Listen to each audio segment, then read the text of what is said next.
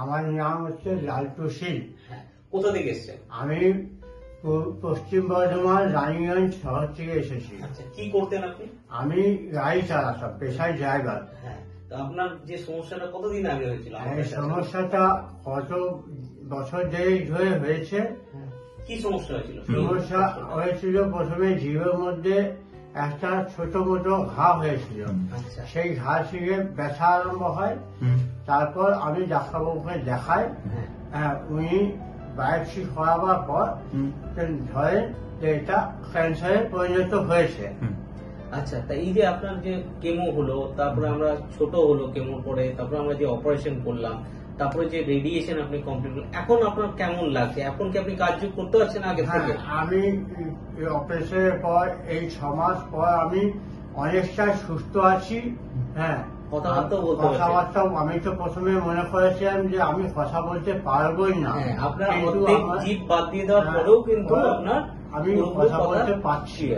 আর ভবিষ্যতে হতে পারে এর চেয়ে ভালো আমি কথা বলতে পারবো। অবশ্যই পারবেন।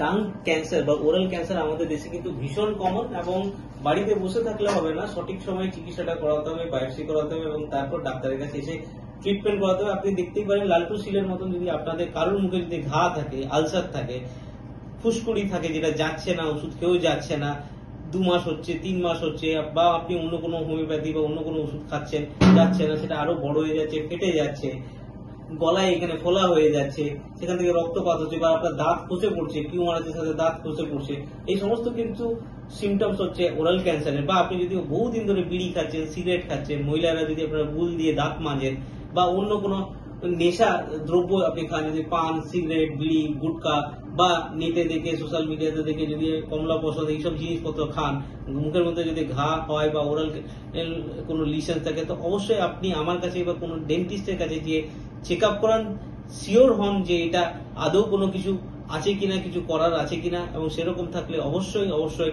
আপনারা আমাদের সাথে যোগাযোগ করতে পারেন।